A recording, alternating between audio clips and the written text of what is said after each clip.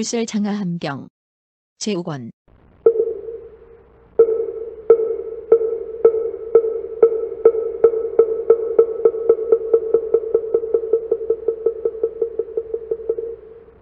이와 같이 나는 들었다.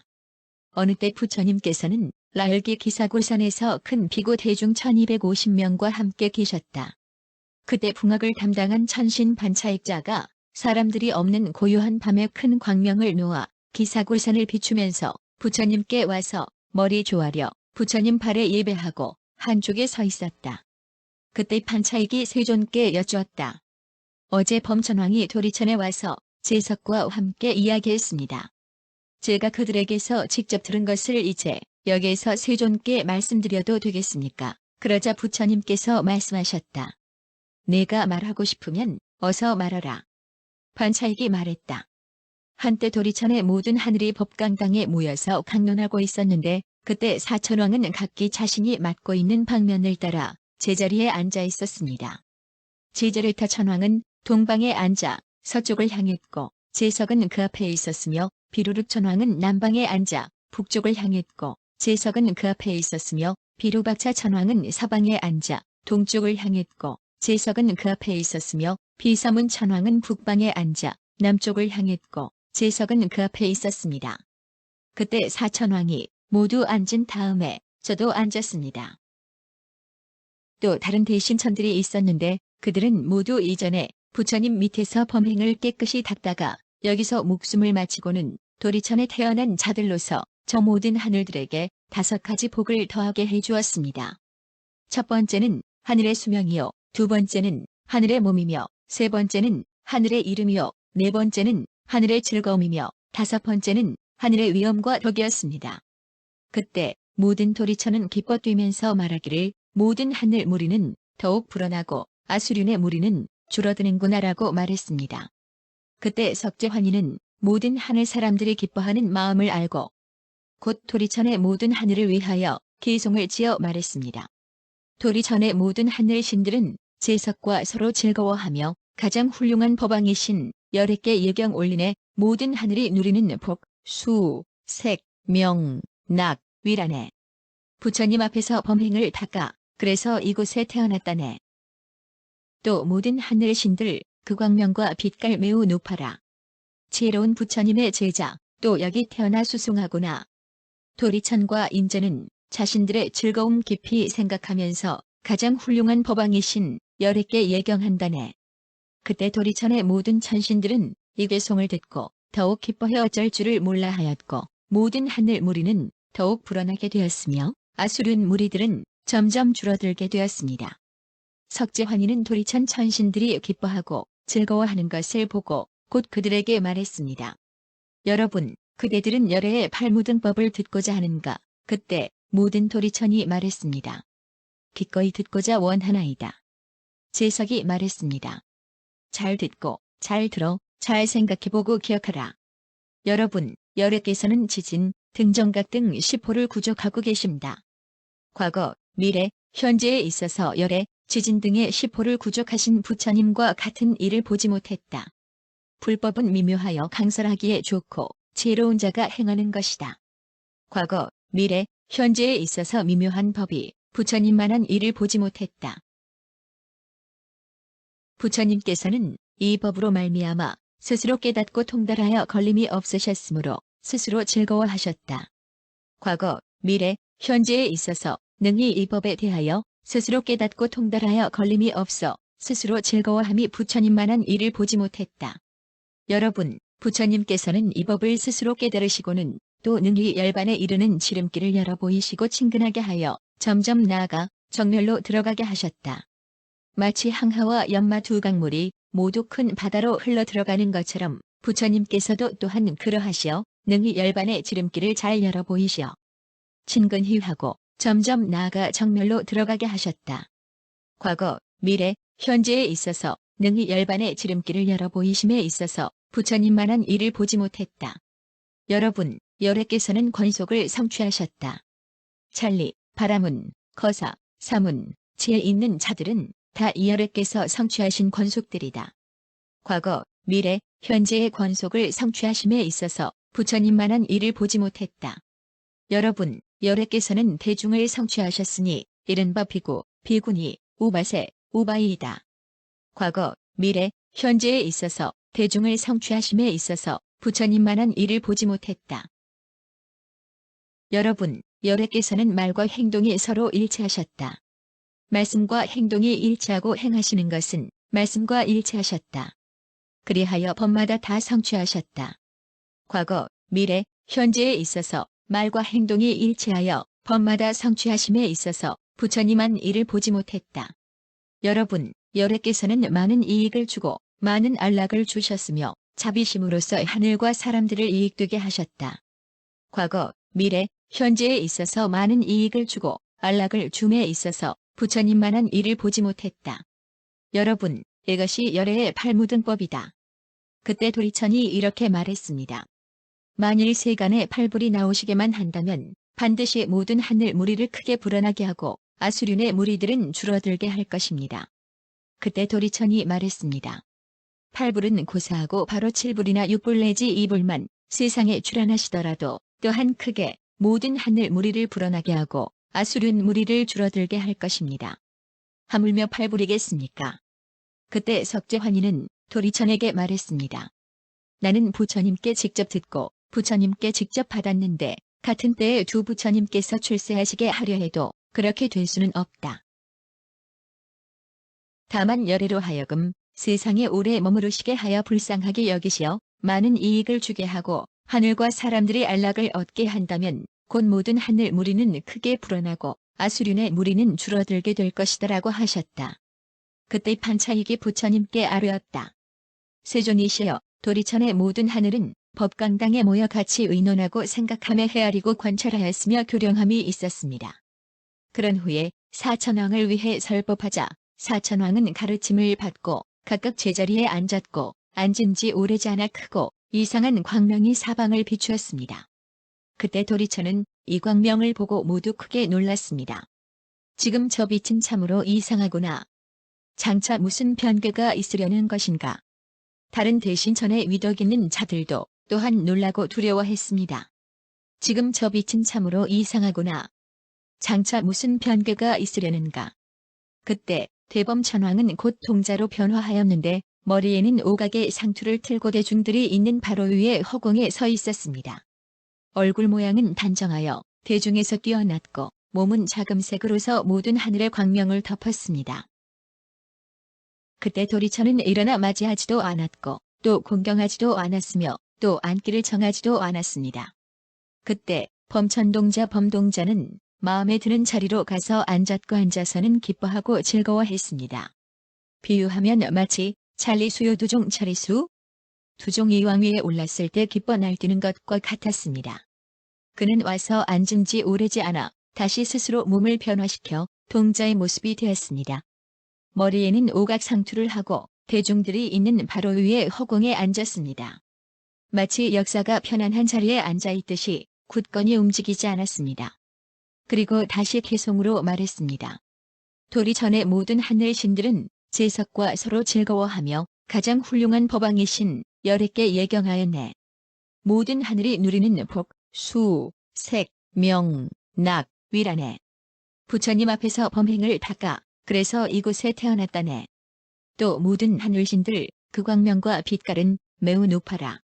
지혜로운 부처님의 제자 또 여기 태어나 수승하구나. 도리천과 인제는 자신들의 즐거움 깊이 생각하면서 가장 훌륭한 법왕이신 열애께 예배한다네. 그때 모든 도리천 신들이 동자에게 말했습니다. 우리는 제석천이 열애의 팔무등법에 대하여 말하신 것을 듣고는 기뻐 뛰면서 어쩔 줄을 몰라 했습니다. 그러자 범천의 동자가 도리천 신들에게 말했습니다. 어떤 것이 열애의 팔무등법입니까? 저도 듣기를 원합니다. 그때 제석은 곧 동자를 위해 열애의 팔무등법에 대하여 설명해 주었습니다. 그러자 도리천의 모든 신들과 동자는 그 말을 듣고 더욱 더 기뻐해 어쩔 줄을 몰라 했습니다. 그래서 모든 하늘 무리는 더욱 불어나고 아수륜의 무리는 줄어들게 되었습니다. 이때 동자는 하늘 신들이 기뻐하는 것을 보고 더욱 기뻐 뛰면서 곧 도리천 신들에게 말했습니다. 그대들은 비할 데 없는 한 가지 법에 대하여 듣고 싶지 않습니까? 하늘들은 말했습니다. 즐거이 듣고자 원합니다. 동자가 말했습니다. 그대들이 듣기를 원한다면 잘 듣고 잘 간직하십시오. 마땅히 그대들을 위하여 설명하겠습니다. 곧 모든 하늘 신에게 말했습니다. 여리께서 옛날 보살이었을 적에 그분이 태어난 그 고장에서 제일 총명하고 지혜로웠습니다. 여러분은 마땅히 아십시오. 아득히 먼 옛날에 세상에 지주라는 왕이 있었는데 그 첫 번째 태자의 이름은 자비였습니다. 왕에게는 전존이라는 대신이 있었는데 그 대신의 아들 이름은 연만이라고 하였습니다. 태자 자비에게 친구가 있었는데 그 친구는 또 6찰리 대신들과도 친구간이었다. 지주 대왕은 깊은 궁중에 들어가 유의하고 오락하려 할 때에는 나라 일을 전존 대신에게 맡기곤 했습니다. 그리고는 궁중에 들어가 여자와 음악 따위의 우욕의 즐거움을 마음껏 누리곤 하였습니다. 그때 전존 대신은 나라 일을 처리하려 할 때에는 먼저 그 아들에게 물은 뒤에 일을 결정하고 어떤 처분할 일이 있어도 역시 그 아들에게 묻곤 하였습니다. 그러다가 전존이 갑자기 목숨을 마쳤습니다. 그때 지주왕은 그가 죽었다는 말을 듣고 불쌍히 여기고 슬퍼하여 가슴을 치면서 말했습니다. 아, 무슨 죄가 있어 이 나라의 훌륭한 기둥을 잃었는가. 태자 자비는 혼자서 묵묵히 생각했습니다. 왕은 전존을 잃고 매우 걱정하고 괴로워하신다. 이제 나는 대왕에게 가서 그가 죽었다고 해서 걱정하고 괴로워할 것 없습니다. 왜냐하면 전존에게는 연만이라는 아들이 있는데 그 아들도 또한 총명하고 지혜가 많아 그 아버지보다 뛰어납니다. 그러니 이제 그를 불러 나라 일을 다스리게 하십시오라고 여쭈리라. 그때 자비 태자는 곧 왕에게 나아가 위의 사실로서 자세히 그 부왕에게 아뢰었습니다. 왕은 태자의 말을 듣고 곧 연만을 불러 말했습니다. 나는 이제 너에게 너의 아버지의 자리를 맡겨 재상의 인을 주노라. 그때 연만이 정승의 인을 받자 왕은 궁중으로 들어가려고 다시 뒷일을 부탁했습니다. 그런데 재상 연만은 다스리는 이치에 밝아 전에 아버지가 하던 일을 다 알았고 아버지가 미처 하지 못했던 일까지도 연만은 다 알았습니다. 그 뒤 그의 이름은 나라 안에 널리 퍼져 천하가 모두 그를 대전존이라 불렀습니다. 그 뒤에 대전존은 생각했습니다. 지금 지주왕은 나이가 이미 늙어 목숨이 얼마 남지 않았다. 그러므로 비록 태자로 하여금 왕위를 잇게 한다 하여도 문제될 것이 없다. 나는 이제 저 6찰리 대신들에게 먼저 가서 말하리라. 지금 지주왕은 나이가 이미 늙어 목숨이 얼마 남지 않았으니 태자로 하여금 왕위를 잇게 한다 하여도 문제될 것이 없다. 그대들에게도 마땅히 따로 왕토를 봉하게 될 것이니 그 자리에 오르는 날까지 서로 잊지 말자. 그때 전조는 곧 6찰리 대신들에게 가서 말했습니다. 여러분, 마땅히 아셔. 지금 지주왕은 나이가 이미 늙어 목숨이 얼마 남지 않았으니 태자로 하여금 왕위를 잇게 한다 하여도 문제될 것이 없소. 그대들은 태자를 찾아가서 이 뜻을 아뢰셔. 저희 태자는 어릴 때부터 알고 지내온 오래된 벗입니다. 태자께서 괴로우면 저희도 괴롭고 태자께서 즐거우면 저희도 즐겁습니다. 지금의 왕은 이미 늙어 목숨이 얼마 남지 않았으니 지금 태자께서 왕위를 이어받아도 문제될 것이 없습니다. 태자께서 만일 왕위에 오르신다면 마땅히 저희에게도 땅을 봉해주소서. 그때 6찰리 대신은 그 말을 듣고 곧 태자에게 나아가 위와 같은 일을 말했습니다. 태자가 대답했습니다. 만일 내가 왕위에 오른다면 누구에게 국토를 나누어 주고 나라를 봉해주겠는가. 그런 일이 있은 후 왕은 오래지 않아 갑자기 죽었습니다.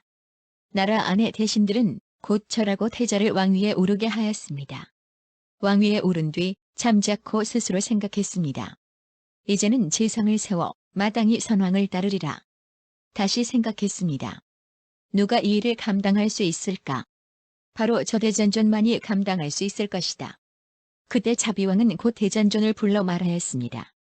나는 이제 너를 재상의 자리에 앉히고 그 인신을 줄 것이다. 그대는 마땅히 부지런히 나라 일을 걱정하고 잘 다스리도록 하라. 그때 전조는 왕의 명령을 따라 곧 인신을 받았습니다.